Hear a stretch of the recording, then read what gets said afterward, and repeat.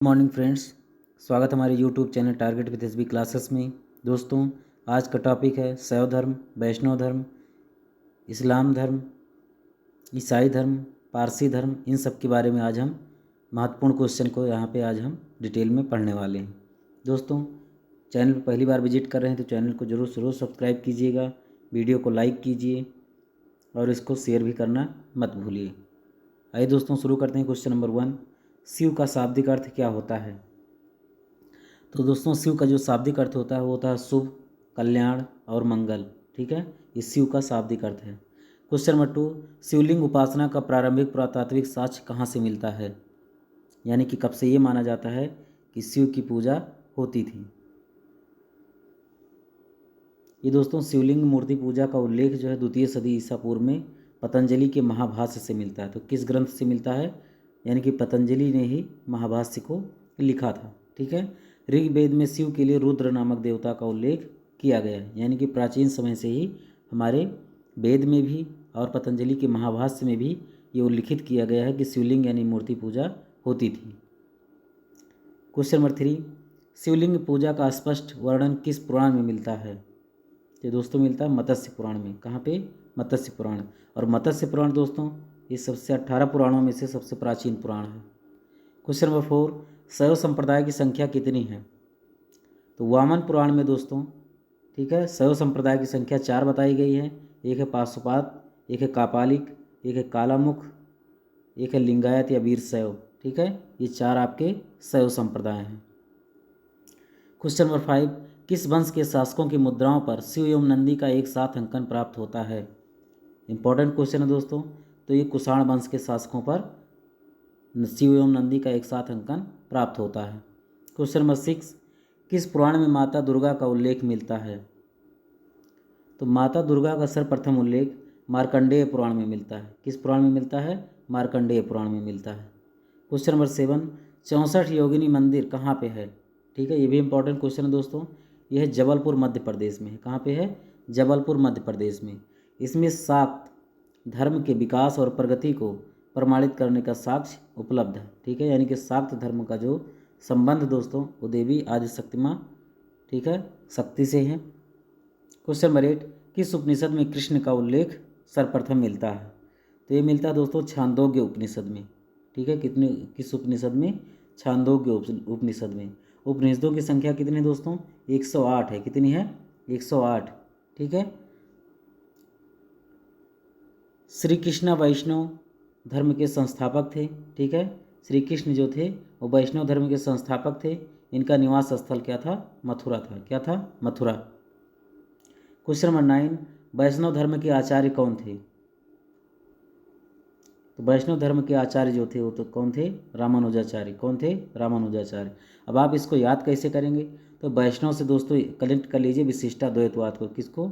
विशिष्टाद्वैतवाद को। ठीक है, और वैष्णव यानी कि विष्णु के ही अवतार कौन थे? राम। ठीक है, आप इसको ऐसे भी कनेक्ट करके याद कर सकते हैं। ठीक है, अब तो नहीं भूलेगा। और ये कब इसकी जो है स्थापना हुई थी, कब रचना हुई थी? 12वीं शताब्दी में। कब कब हुआ था? 12वीं शताब्दी में। क्वेश्चन नंबर 10, ब्रह्म संप्रदाय के आचार्य कौन थे? तो ये दोस्तों माधवाचार्य जी हैं। कौन है? माधवाचार्य। ठीक है, ब्रह्म माँ आ रहा दोस्तों, आप ऐसे कनेक्ट कर लीजिए माधवाचार्य। ठीक है, और ब्रह्म में ही 2 ही शब्द हैं लगभग। ठीक है, तो इसमें द्वैतवाद मत से जो है क्या कर लीजिए? कनेक्ट कर लीजिए। ठीक है, ये 13वीं शताब्दी में इसकी स्थापना हुई थी। क्वेश्चन नंबर 11, सनक संप्रदाय के आचार्य कौन थे? ठीक है, तो इसके संप्रदाय के आचार्य कौन है? निम्बार्काचार्य। कौन है? निम्बार्काचार्य। अब नीम कैसी होती है? ऐसे आप कनेक्ट कर लीजिए नीम। तो नीम कैसी होती है? कड़वी होती है। कैसी होती है? कड़वी। और जो सनकी लोग होते हैं उसको कड़वे ही कहते हैं, यानी कि वो अच्छे ढंग से उनका व्यवहार नहीं रहता है। तो ठीक है, आप इसको ऐसे भी कनेक्ट करके याद कर लीजिए। ठीक है, इसमें अब इसमें क्या लिखा? द्वैता द्वैतवाद, यानी कि 2 मत हैं। ठीक है, द्वैता द्वैतवाद। और सनकी लोग जो होते हैं दोस्तों, ठीक है, उसको आप इस तरीके से कनेक्ट कर सकते हैं कि उनका भी कोई विशिष्ट या एक मत नहीं होता, उनके बहुत सारे मत हो सकते हैं। ठीक है, आप इसको कनेक्ट करके ऐसे याद कर लीजिएगा। इसकी स्थापना कब हुई थी? 13वीं शताब्दी में। कब हुआ था? 13वीं शताब्दी में। क्वेश्चन नंबर 12, रुद्र संप्रदाय के आचार्य कौन थे? तो तो ये थे दोस्तों वल्लभाचार्य। कौन थे? वल्लभाचार्य। ठीक है। और ये रुद्र जो हैं भगवान शिव जो हैं एकदम शुद्ध हैं। ठीक है, आप इसको ऐसे याद कर लीजिएगा। ठीक है, शुद्ध वल्लभाचार्य। इसकी स्थापना 15वीं-16वीं शताब्दी में हुआ था। क्वेश्चन नंबर 13, आजीवक संप्रदाय के संस्थापक कौन थे? ये थे दोस्तों मक्खलीपुत्र गोसाल। ठीक है, मक्खलीपुत्र गोसाल, आजीवक संप्रदाय। ये मोस्ट इंपॉर्टेंट क्वेश्चन दोस्तों, ये अक्सर एग्जाम में पूछा ही जाता है।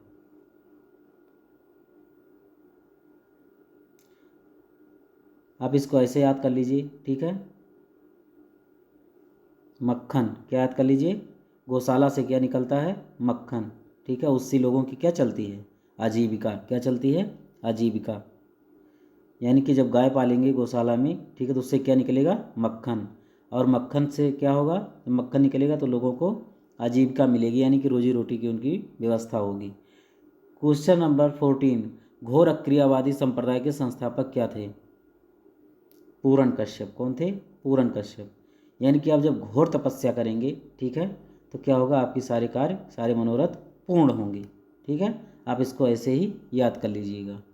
क्वेश्चन नंबर 15, यादृच्छावाद संप्रदाय के संस्थापक कौन थे? अजीत थे। कौन थे? आचार्य अजीत। क्वेश्चन नंबर 16, भौतिकवादी संप्रदाय के संस्थापक कौन थे? ठीक है, भौतिकवादी संप्रदाय के संस्थापक कौन थे? पकुद्ध-कच्चायन। कौन थे? पकुद्ध-कच्चायन। और भौतिक जो चीज़ें होती हैं दोस्तों, ये क्षणिक होती हैं। ठीक है, यानी कि कच्ची होती हैं, इनका कोई भी अस्थायी निवास नहीं होता। ठीक है, इसलिए क्या है ये? इसको कच्चायन से याद कर लीजिएगा। क्वेश्चन नंबर 17, अनिश्चयवादी संप्रदाय के संस्थापक कौन थे?